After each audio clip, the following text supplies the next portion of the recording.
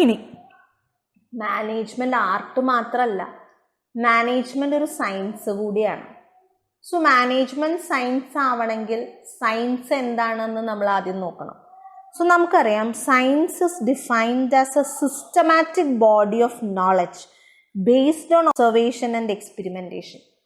Science എന്ന് പറയുന്നത് വളരെ ആക്യുറേറ്റ് ആയിട്ട് റിസൾട്ടുകൾ തരുന്ന systematic and organised body of knowledge ആണ്. ആ നോളജ് വെറുതെ ഉണ്ടായതല്ല, സയൻറ്റിസ്റ്റുകളുടെ ഒബ്സർവേഷനും എക്സ്പെരിമെൻറ്റേഷൻ്റെയും ഭാഗമായിട്ട് ഉണ്ടായ ഒരു ബോഡി ഓഫ് നോളജ് ആണ് സയൻസ്. അതുപോലെ തന്നെ so it's A systematic and organised body of knowledge. അതുപോലെ തന്നെയാണ് മാനേജ്മെൻറ്റും. നമ്മൾ ഈ പഠിക്കുന്ന പല പ്രിൻസിപ്പിളും, ഹെൻറി ഫയൽ കുറേ പ്രിൻസിപ്പിൾ പറഞ്ഞിട്ടുണ്ട്, എൽട്ടൺ മേയോയുടെ പ്രിൻസിപ്പിൾസ് ഉണ്ട്, പല ആൾക്കാരും മാനേജ്മെൻറ്റിനെ കുറിച്ച് പല പല വർത്തമാനങ്ങൾ പറഞ്ഞിട്ടുണ്ട്. സോ ആ ഒരു systematic and organised body of knowledge തന്നെയാണ് എന്ത് മാനേജ്മെൻറ്റ് എന്ന് പറഞ്ഞാലും. ഇനി ഇത്തരം അറിവുകൾ എക്സ്പെരിമെൻറ്റും ഒബ്സർവേഷനിലൂടെ തന്നെയാണ് ഉണ്ടായിട്ടുള്ളത്. You are acquiring body of knowledge through experimentation and observation. So അത് തന്നെയാണ് മാനേജ്മെൻറ്റിൻ്റെ കേസിൽ. ഇനി കോസ് ആൻഡ് ഇഫക്റ്റ് റിലേഷൻഷിപ്പാണ് ബേസിക്കലി സയൻസിൽ പറയാം. ഇത് ചെയ്താൽ ഇങ്ങനെ വരും. നമ്മൾ പറയില്ലേ H2+O, 2 ഹൈഡ്രജനും 1 ഓക്സിജനും കൂടി കമ്പൈൻ ചെയ്താൽ ഇറ്റ്സ് വാട്ടർ. അങ്ങനെ പറയുന്ന കോസ്, അല്ലെങ്കിൽ വെള്ളം ഇത്ര ഡിഗ്രി സെൻറ്റിഗ്രേഡിന് മേലേക്ക് ചൂടാക്കിയാൽ അത് നീരാവി ആവും, ഇതിലും തണുപ്പിച്ചാൽ അത് ഐസാവും. സോ അത് ആ കോസ് ഇഫക്റ്റ് റിലേഷൻഷിപ്പാണ് പറയുന്നത്. അതേപോലെ തന്നെയാണ് മാനേജ്മെൻറ്റും. എന്തൊക്കെ ചെയ്താൽ എങ്ങനെയൊക്കെ എന്നുള്ള ഒരു ബന്ധം മാനേജ്മെൻറ്റിൽ പഠിച്ചു വെക്കുന്നുണ്ട്. വർക്ക് ലൈഫ് ബാലൻസ് എങ്ങനെ ഉണ്ടാകുന്നു, കോൺഫ്ലിക്റ്റ് എങ്ങനെ മാനേജ് ചെയ്യാൻ പറ്റുന്നു, അങ്ങനെയുള്ള രീതിയിലുള്ള കാര്യങ്ങളൊക്കെ മാനേജ്മെൻറ്റിൽ പറയുന്നുണ്ട്. ഏറെക്കുറെ സൈക്കോളജിയും വരുന്നുണ്ട്. സോ ആ കോസ്റ്റ് ഇഫക്റ്റ് റിലേഷൻഷിപ്പ് പറയുന്നുണ്ട് എന്നുള്ളത് കൊണ്ട് തന്നെ അതിനെയും നമുക്ക് ആയിട്ട് കൺസിഡർ ചെയ്യാം. പിന്നെ പറയുന്നതാണ് യൂണിവേഴ്സൽ അപ്ലിക്കബിലിറ്റി. നമ്മുടെ ആൾക്കാരുടെ കൾച്ചറൽ ഡിഫറൻസ് ഒക്കെ മാറ്റി നിർത്തിയാൽ കുറേ കാര്യങ്ങൾ ലോകത്ത് എല്ലാവർക്കും കോമൺ ആണ്. ബേസിക്കലി എല്ലാ ആൾക്കാർക്കും ജോബ് സെക്യൂരിറ്റി വേണം. അതിപ്പോൾ അമേരിക്കയിലായാലും ഇന്ത്യയിലായാലും ജോബ് സെക്യൂരിറ്റി ആൾക്കാർക്ക്. ഇനി എല്ലാ ആൾക്കാർക്കും പേഴ്സണൽ ഗ്രോത്തിന് താല്പര്യമുണ്ട്. എല്ലാ ആൾക്കാർക്കും സാലറി, അവരുടെ ജീവിതം മുന്നോട്ട് കൊണ്ടുപോകാനുള്ള ബേസിക് സാലറി എല്ലാ ആൾക്കാർക്കും ആവശ്യമുണ്ട്, സ്റ്റാൻഡേർഡ് ഓഫ് ലിവിങ് മെയിൻറ്റെയിൻ ചെയ്യാൻ. ഇനി ഓർഗനൈസേഷൻ്റെ കാര്യത്തിലാണെങ്കിൽ എല്ലാ ഓർഗനൈസേഷനും, ലോകത്ത് എവിടെയുള്ള ഓർഗനൈസേഷനും സർവൈവ് ചെയ്യണം. സർവൈവ് ചെയ്യണമെങ്കിൽ പ്രോഫിറ്റ് വേണം, അല്ലേ? സോ ഇങ്ങനെ ആവശ്യങ്ങൾ ഒന്നായതുകൊണ്ട് തന്നെ ഈ ആൾക്കാരെ മാനേജ് ചെയ്യലും ഓർഗനൈസ് ചെയ്യലും ഈ വക കാര്യങ്ങൾ യൂണിവേഴ്സലി എല്ലായിടത്തും ഒരേപോലെ ആപ്ലിക്കബിൾ ആണ്. And finally predictive purpose. സയൻസിൻ്റെ സ്ട്രീം എങ്ങനെയാണ് എക്സ്പാൻഡ് ചെയ്ത് വരുന്നത്? നിലവിലുള്ള നോളജ് ഉപയോഗിച്ചിട്ട് പ്രെഡിക്റ്റ് ചെയ്തിട്ടാണ്. മാത്സിലൊക്കെ നിങ്ങൾ കണ്ടിട്ടില്ലേ, എക്സ്ട്രാപ്പുലേറ്റ് ചെയ്യാന്ന് പറയും. എക്സ് കണ്ടുപിടിച്ച് എക്സും വൈയും തമ്മിലൊരു ഇക്വേഷൻ ഉണ്ടെങ്കിൽ അത് ഗ്രാഫ് വരച്ച് നിലവിലുള്ള വാല്യൂസ് കണ്ടുപിടിച്ച് എക്സിന് 1ലെ വാല്യൂ കണ്ടുപിടിക്കും, 2ലെ വാല്യൂ കണ്ടുപിടിക്കും. പിന്നെ അത് കഴിഞ്ഞിട്ട് 10ൽ എന്തായിരിക്കും വാല്യൂ നമ്മൾ എക്സ്ട്രാപ്പുലേറ്റ് ചെയ്യും. അതുപോലെ തന്നെയാണ് പ്രഡിക്ഷൻ. ഈ പ്രഡിക്ഷൻ എന്ന് പറയുന്ന കാര്യവും മാനേജ്മെൻറ്റിൽ അപ്ലിക്കബിൾ ആണ്. ഇന്ന കാലങ്ങളിൽ ഇന്ന അവസ്ഥയിൽ റിസഷൻ്റെ സമയത്ത് ഇങ്ങനെയൊക്കെ ആയിരുന്നു എന്ന് ഇപ്പോൾ ഒരു അറിവുണ്ടെങ്കിൽ നാളൊരു റിസഷൻ വരുമ്പോൾ ഇങ്ങനെയൊക്കെ ആയിരിക്കുമെന്ന് ആ അനുഭവം വെച്ച് നമുക്ക് പ്രഡിക്റ്റ് ചെയ്യാൻ പറ്റും. സോ സയൻസിൻ്റേതായിട്ടുള്ള ചില ഗുണങ്ങൾ ഈ കാര്യങ്ങൾ വെച്ച് നോക്കുമ്പോൾ മാനേജ്മെൻറ്റിനുണ്ട്. എന്ന് പറഞ്ഞാൽ it is A systematic and organised body of knowledge. That body of knowledge is gathered through observation and experimentation. It's about cause-effect relationship, universal applicability is there, and finally all this is used for predictive purpose. ഇതാണ് science എങ്കിൽ ഇതേ സ്വഭാവം ആർക്കും ഉണ്ട്, മാനേജ്മെൻറ്റിനും ഉണ്ട്. അതുകൊണ്ട് മാനേജ്മെൻറ്റിനെ നമുക്ക് വേണമെങ്കിൽ സയൻസ് ആയിട്ടും കൺസിഡർ ചെയ്യാം. ഇനി മാനേജ്മെൻ്റ് ഒരു പ്രൊഫഷനും കൂടിയാണ്. So what is profession? ആർട്ടാണെങ്കിൽ എന്താണ് ആർട്ട് എന്ന് പഠിച്ചു, സയൻസ് ആണെന്ന് പറഞ്ഞു. സോ വാട്ട് ഈസ് സയൻസ് പഠിച്ചു. ഇനി നമ്മൾ പറയുന്നു management is a profession. So what do you mean by profession എന്നാണ്. ഏതൊരു എഞ്ചിനീയറിംഗ് ഒരു പ്രൊഫഷൻ. എഞ്ചിനീയറിംഗിൽ പല സ്ട്രീമുകളിലായിട്ട് mechanical engineering, civil engineering, electronics engineering, electrical engineering എന്നൊക്കെ പറഞ്ഞ് പല സ്ട്രീമിലായിട്ട് ബോഡി ഓഫ് നോളജും ടെക്നിക്കും ഉണ്ട്. അതേപോലെ തന്നെ നമുക്ക് marketing management, sales management, finance management, human resource management, production and operation management, system management എന്ന് പറഞ്ഞിട്ട് മാനേജ്മെൻറ്റിനും ഉണ്ട് പല ബോഡി ഓഫ് നോളജുകൾ. രണ്ടാമത്തത്, ഇത്തരം നമ്മളിപ്പോൾ ഒരു എഞ്ചിനീയർ ആണെന്ന് പറയുകയാണെങ്കിൽ എഞ്ചിനീയർ അറിയേണ്ട പണി അയാൾക്ക് അറിഞ്ഞിരിക്കണം. അതേപോലെ ഇപ്പോൾ ഒരു കമ്പ്യൂട്ടർ എഞ്ചിനീയർ ആണ്, സോഫ്റ്റ്വെയർ ഡെവലപ്പർ ആണെങ്കിൽ ഒരു സോഫ്റ്റ്വെയർ ഡെവലപ്പ് ചെയ്യാൻ ആൾക്ക് അറിയണ്ടേ.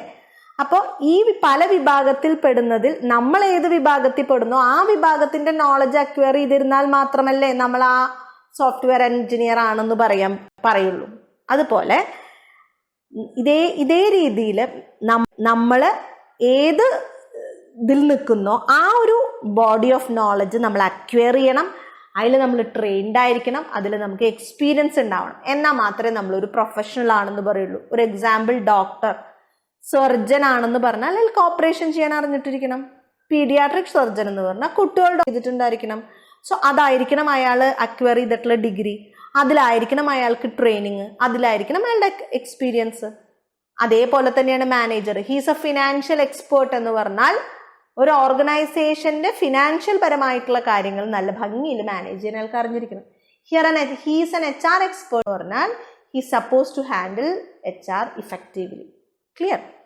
ഇനി എസ്റ്റാബ്ലിഷ്മെന്റ് ഓഫ് പ്രൊഫഷണൽ അസോസിയേഷൻ.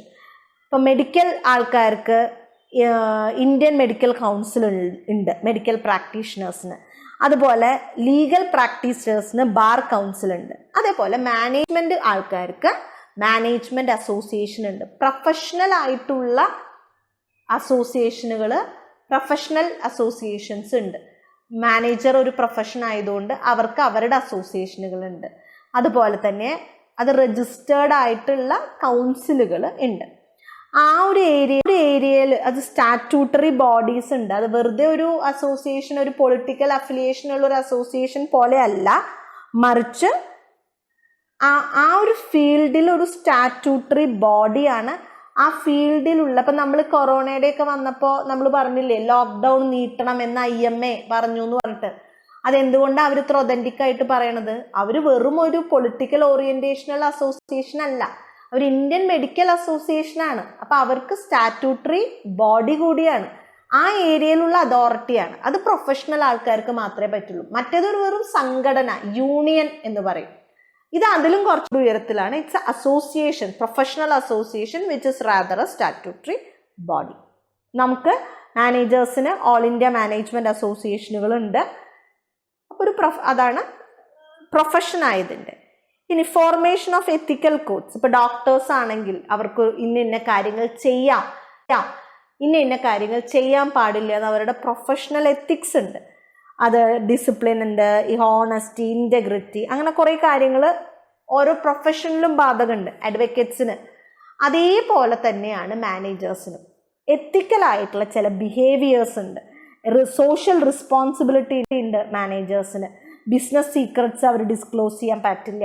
അവരുടെ കമ്പനിയുടെ ബിസിനസ് സീക്രട്ടുകൾ അവർ വേറെ ആൾക്കാർക്ക് കൊടുക്കാൻ പാടില്ല. അങ്ങനെ ചെയ്യാൻ പാടില്ലാത്ത അൺഎത്തിക്കലായിട്ടുള്ള ഒത്തിരി കാര്യങ്ങളുണ്ട്. സോ ഒരു എത്തിക്കൽ കോഡ് ഉണ്ട്. ഒരു സർവീസ് മോട്ടോ. അൾട്ടിമേറ്റ്ലി ഒരു ഓർഗനൈസേഷനാണ് ആഗ്രഹിക്കുന്നത് പറഞ്ഞാലും കോർപ്പറേറ്റ് സോഷ്യൽ റെസ്പോൺസിബിലിറ്റി. നമ്മളിപ്പോൾ ടാറ്റ ഇവരെ കുറിച്ച് എപ്പോഴും പറയുന്നതാണ്. അവരൊരു ടാറ്റ എന്ന് പറയുന്ന ഒരു ബിസിനസ് ജയന്റ് റിച്ചസ്റ്റ് മാൻ ആയിട്ടില്ല ഒരിക്കലും. കാരണം ഒരു ട്രസ്റ്റാണ്, അതിൻ്റെ എത്രയോ പെർസെൻറ്റേജ് മാത്രമേ ഉള്ളൂ, ബാക്കി ട്രസ്റ്റിനാണ്. പിന്നെ അവർ കുറേ സോഷ്യൽ കമ്മിറ്റ്മെൻ്റ് ആയിട്ടുള്ള കാര്യങ്ങൾ ഇതൊക്കെ നമ്മൾ കേൾക്കുന്നതാണ്. നമ്മൾ കുറേ വീഡിയോസും ഒക്കെ അവരുടെ കണ്ടിട്ടുള്ളതാണ്, ടാറ്റ ഹോസ്പിറ്റൽ എന്നൊക്കെ പറഞ്ഞിട്ട്. സോ അങ്ങനെയുള്ളൊരു സോഷ്യൽ റെസ്പോൺസിബിലിറ്റി, അതൊരു സർവീസ് മോട്ടോ അതുണ്ട്.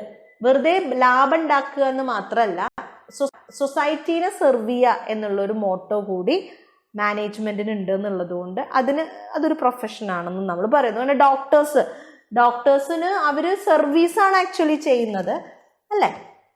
ഇനി ഫൈനലി പേഴ്സണൽ ക്വാളിറ്റി. ഒരു ഡോക്ടർ നമ്മൾ പറയും നല്ല കൈപ്പുണ്യമുള്ള ഡോക്ടറാണ് കേട്ടോ നമ്മൾ പറയും. ബിക്കോസ് അയാൾക്കൊരു പേഴ്സണൽ സ്കില്ലുണ്ട്. അതേപോലെ തന്നെ അത് നന്നായി മാനേജ് ചെയ്യും കേട്ടോ കാര്യങ്ങൾ. Is A best manager. എന്ത് സിറ്റുവേഷൻ എങ്ങനെ ടാക്കിൾ ചെയ്യാമെന്ന് നല്ല നിശ്ചയാന്ന് പറയും. സോ അതൊരു പേഴ്സണൽ ക്വാളിറ്റിയാണ്. അപ്പോൾ ഇതൊക്കെയാണ് പ്രൊഫഷണലാണ് എന്ന് പറയാനുള്ള കാരണം. സോ ഇങ്ങനെ നോക്കുമ്പോൾ ചുരുക്കി പറഞ്ഞാൽ നമ്മൾ മാനേജ്മെൻറ്റ് ഒരു കലയാണ്. കാരണം അതിനൊരു ക്രിയേറ്റീവ് പാർട്ടുണ്ട്, ഡെലിബറേറ്റ് എഫേർട്ടുകളുണ്ട്, അതുപോലെ തന്നെ അതൊരു systematic organised body of knowledge ആയതുകൊണ്ട് അത് സയൻസാണ്. പിന്നെ ഒരു പ്രൊഫഷണൽ അസോസിയേഷനും കുറച്ച് ട്രെയിനിങ്ങും എത്തിക്കൽ കോഡ്സും എല്ലാം ഉള്ളതുകൊണ്ട് ഇറ്റ്സ് എ പ്രൊഫഷൻ. സോ അതുകൊണ്ടാണ് നമ്മൾ എന്ത് പറയുന്നത്, management is considered as science, art and profession. I hope it's clear.